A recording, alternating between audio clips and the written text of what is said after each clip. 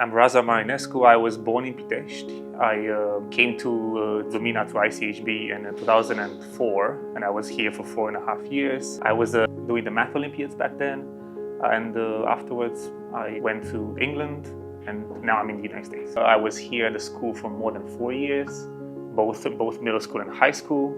And after finishing high school, I went to study computer science in England. I was at Imperial College for 4 years. I studied computer science there. After that, I decided to start a PhD. So I went to UCL to do a PhD in medical AI, machine learning and AI applied in medicine. After finishing my PhD, which took 4 years, I moved to the United States and I went to MIT for a postdoc. So I was in the computer science and artificial intelligence lab at MIT for 2.5 years between 2019 and 2021. And after that, I moved to California, where I became a professor at UC Santa Cruz. That's the University of California, Santa Cruz, to spell it out. And I've been a professor there teaching AI and machine learning and doing research in machine learning for more than 2 years now. I'm mainly interested in using artificial intelligence to understand fundamental medical and biological problems at the core. I've done a lot of AI that is used to understand the brain diseases. This is what I've been working on for many years. To study Alzheimer's disease, for example, multiple sclerosis, many brain diseases.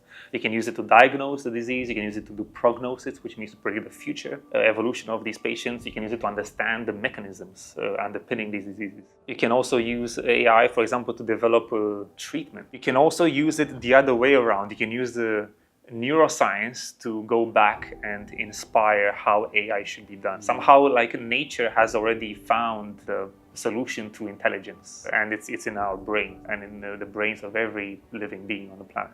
They both sort of trying to achieve intelligence, to solve the intelligence problem. One is a solution that nature came up with, which is a biological brain made of neurons, of living tissues, and they're using these action potentials to communicate and send signals, whereas the other one is a type of engineering solution that is trying to engineer intelligence. So AI is trying to engineer intelligence. AI has already surpassed the brain in quite a few areas, in quite a few tasks. It has already surpassed the human brain. For example, in many board games and many types of pattern recognition tasks, like detection tasks and so on and so forth. Even in terms of like domain-specific knowledge, for example, if you ask me certain questions about law, for example, what are some certain laws in some countries, and if you ask ChatGPT about those laws, ChatGPT would know more than me. I think it might be possible to control the brain. Some of this is already being done at the moment, actually, with social media. We are already influenced by social media and what feed we are exposed to on our mobile phones, and that is actually AI. Can the human brains and AI work together and augment each other totally? I think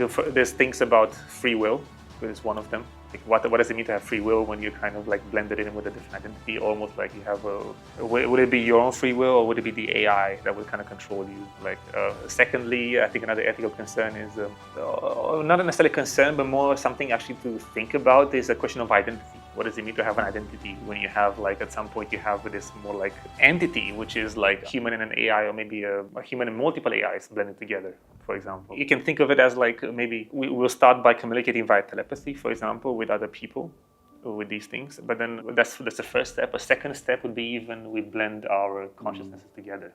Consciousness is the ability to realize your own self-being in the world, to realize your own self in the world, realizing that you're an entity acting in the world, and you can influence the world. This to me is what consciousness is. It's like the equivalent of the mirror test in animals. You have some animals, they look in the mirror. Some animals recognize their own reflection, like recognize that actually it's their own self when they see in the mirror, but other animals do not recognize themselves as such. To me, the soul is the highest ideals and beliefs, emotions that characterize you as a person, all of us as a person. It's almost like it's an emergent phenomenon that emerges from all these like atoms that we made part of, and it's sort of like the very highest levels of that. I don't believe in the duality of the body and soul. I don't believe that they're distinct, the body and the soul. I don't believe in it. I think it's something. It's a mainstream idea in our world nowadays. I don't believe in this idea myself. We can say that maybe the AI might be able to reach the highest level. As long as it's able to operate at this highest level of abstraction, I think it will be able to. Like, for example, as long as it will have emotions, beliefs, wants, desires, and even more, and almost like ideals, then I think it will have a soul. My research for the last 10 years now has been in applying AI in medicine and biology. I worked for many years on brain diseases, understanding and modeling the brain disease like Alzheimer's disease.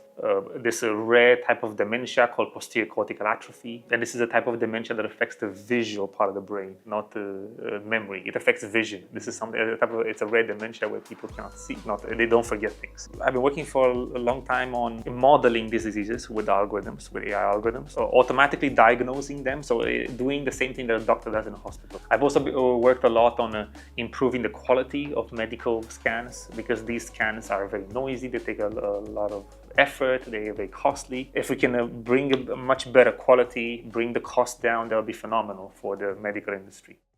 There are already people working, for example, on creating lots of artificial tissues. For example, one of my favorites is creating small brains in a lab called brain organoid. They have little neurons, they put them together and they try to wire them together, and it's like creating a mini brain in a petri dish. So people are already doing that. Actually, at where I am at UC Santa Cruz, we have a phenomenal research center doing brain organoids research. I saw a research talk 1 year ago where somebody from Stanford was trying to create blood vessels, synthetic, like to engineer like tissues, but also having blood vessels to have like circulation. It's very hard to create like those blood vessels to kind of span the entire tissue properly, so every little cell gets nutrients and so on. So they are doing that. We have the ability right now to actually read information from the brain non-invasively. For example, you can with functional MRI, what's called functional MRI, you can show somebody a photograph, an airplane from the brain. You can decode activations in the brain and figure out that you're looking at an airplane photograph. Almost like you can read someone's mind. And then the next thing becomes, how do we also maybe write back memories, thoughts, and information into the brain? Imagine you go in a scanner and you can take off a memory from yesterday and you download it as a file on your computer. Just like that. You extract it, like you're gonna get a video of 30 minutes from your yesterday's memory. I had a very nice childhood, I would describe it. I was initially, when I was a child, I was very quiet, very curious. I remember I was reading a lot of like encyclopedias, science books. I love these super cute encyclopedias that my family used to bring us. They're called in Romanian arbole lumii. I was much more quiet and shy up until I came to CHB, actually, to this high school. But living in a dormitory with other students really made me much more social and much more like, chatty, kind of social. And like, I remember first I was very excited to come here, begged my parents for 3 days to let me go to the school. My parents were initially weren't entirely sure if that was a good idea or not to have me. I was very young, I was 13 when I moved here, so it was sort of understandable at the time. I had a great time. I remember working a lot for the maths preparation. I liked the English teaching, so the fact that many classes were taught in English. I liked that and I enjoyed that a lot. I liked being living by myself in Bucharest independendly from my parents. I met lots of fantastic friends there who I still keep in touch with. Many of them are also in America or here in Romania or in Europe. So it's been a great community that we had there. I have fond memories of going to the Danube Delta with Mr. Ionuț Cojocaru and the others from the dormitory. We had a great time in our trips to Istanbul. We went once to Istanbul and it was very fun. I have fond memories of snowball fights. We used to have a lot of snowball fights in winter in the dormitory, and we were kind of going crazy, and it was quite a show we would put there. I have very fond memories of that, and I remember have fond memories of also, for example, we used to watch movies together. Several of us would gather 10, 20 of us and we'd watch. The director of the dormitory had a projector, in his room, and we used to, several of us used to gather together and watch movies there. We broke the rules several times. We ventured out at night when we shouldn't have. Any naughtiness? I got drunk. Got drunk. No, not in the school, actually, outside, but I had to be rescued. I had to be We went to the park and I think somebody brought some kind of like a bottle of something. I forgot exactly what it was, and from that point I don't remember. I had a few difficulties in my career, let's say. So I had a lot of setbacks, for example, from certain things not working out, certain projects, certain like targets or goals, for example, even starting all the way from the maths competitions and Olympiads we were taking part of. There were many times I was very disappointed or something didn't work out, and it felt like a catastrophe at the time. But lots of these things, lots of these setbacks. I got 1 silver medal, 1 bronze medal. Then I took part in several competitions, math competitions, both national and international. I also took part in 2 competitions for projects organized by NASA, which was about designing space stations and also bases on the moon. So it was all about space. And we got the grand prize in one of them. There were 2 phases. In the first phase, it was about making a moon, the design of a space station. You had to do everything from A to Z, like the design, how it looks structurally, then about how do you support life on the station, like life support, then about automations, robotics, the whole thing from A to Z. Everything from where you place the station in space, how you're going to sustain. The second one was on a moon base. We were given like a task, we have to make a moon base that would kind of accommodate 2,000 people, something like that, and we'd be able to kind of gather certain rocks from the moon and so on. We had to make up the design for it. Like where do you place it on the moon? How do you support all of those people? And so on. So that was what it is. And it was a team-based project, I have to stress. It was not an individual. This was a team of 12 people that we were together with. And on this project, on this NASA Space Station competition, we got the grand prize in 2009. Being invited to come to MIT, that was the biggest turning point, because that basically made me move across the continent to America. And also I met my wife there, and we're expecting a child. And also it changed my trajectory, so I ended up staying in the United States. I was a postdoc there, she was a PhD student. And we met there. And at that time, I was even contemplating about maybe after this I could come back to Europe, perhaps. But then once I met her, things changed. So you never know where life takes you. And we ended up afterwards moving to California, and now we're both professors at UC, University of California. Something. My best characteristic is to be positive and have a can-do attitude towards being idealistic. My advice for the younger generation is to follow your dreams. Don't give up, because it's very hard. Do your very best, try to work hard and have faith. Read a lot of books also, more practical things. Read a lot of books, very useful. Like have some certain role models in the world, and then kind of like read books about them, kind of like biographies, stories and so on, of stories of great people in the past. Surround yourself with positive people, with great people, great minds, and pursue, as I said at the beginning, pursue high goals. I don't believe in balance necessarily.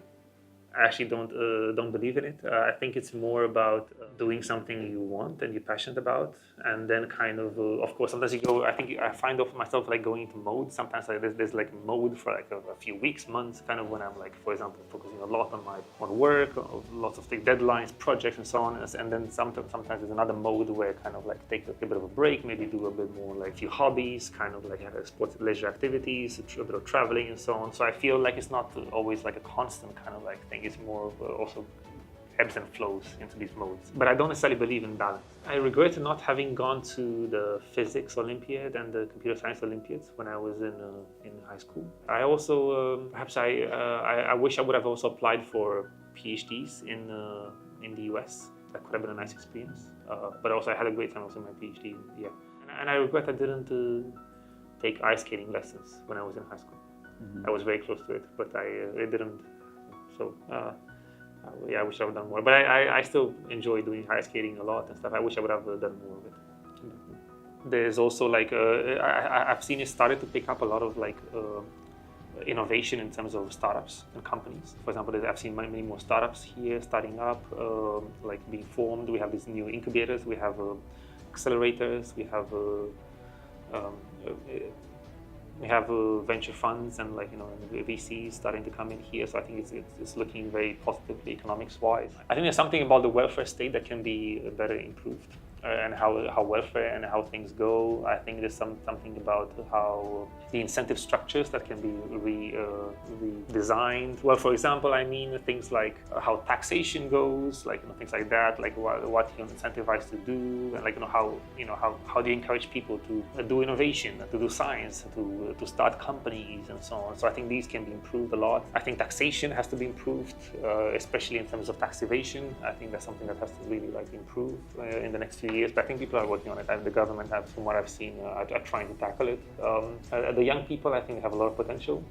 I think there could be more emphasis on trying to retain them, but also help them in doing much more innovation. I think right now, let me say it one more time, I think the key word is innovation.